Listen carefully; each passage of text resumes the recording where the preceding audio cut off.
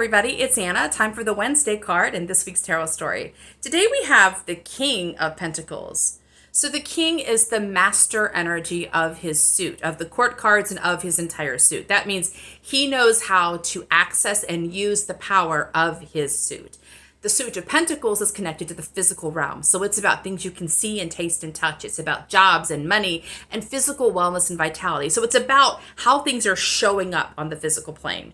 So this king then is the master of manifesting on the physical plane. And he does so not only for himself, but for everybody else around him. So the king energy, I think of them as creating a vortex of power. So they are so in the movement of their own power that as people get near them, people begin to be able to access their own power because of him. So this king of manifesting, right? The master of manifesting, as he is manifesting, living into his momentum, making things happen. Other people who come around him are also able to sort of follow his energetic vibration and find their own manifesting power. So that's why he's a bigger influence than just in his own singular life. It's really kind of a global influence he has. So manifesting, so this card when it shows up tells me that it's telling us we have this king energy within ourselves. It's inviting us to claim it, to recognize it, and to own it. And this is important because often when we manifest, it is on an intuitive level because the intuitive energy is our intuitive energy is very playful, light, relaxed. It's kind of like, ooh, that would be fun to have that. That's kind of a cool thing.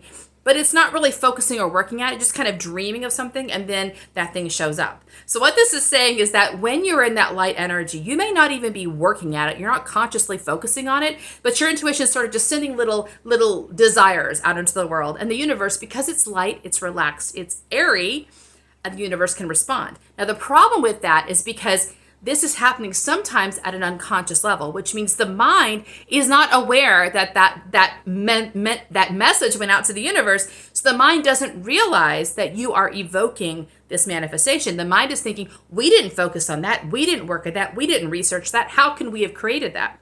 And that's because the mind is not part of that manifestation. So the mind can kind of go unconscious when it comes to manifesting things. So what we want to do is sort of look around our world at the evidence of our power. Look at where things have dropped into your lap. That job just showed up out of the blue, or that partner just kind of, you ran to them in the grocery store and immediately you knew they were the one. Or these little moments of delight that happen in your life, and realizing how much that is in your life, how much you have evoked this sort of experience of magic and joy, and show that to your mind so it can understand that you have king energy. It can realize, now the mind's not running it.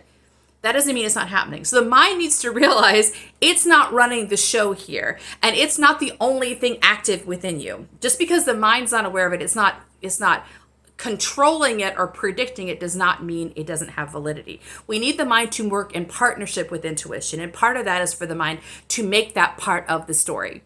So we talked about the Two of Pentacles being like possibly calling us to balance in the idea that we have something we want to do, but we're blocking it from happening, right? Like we have an inspiration or an idea or a blessing we're ready to give to the world, and we're blocking it. And because we're blocking it, we're wearing ourselves out, because that really is very exhausting to have energy and inspiration that's ready to go, and we're stopping it.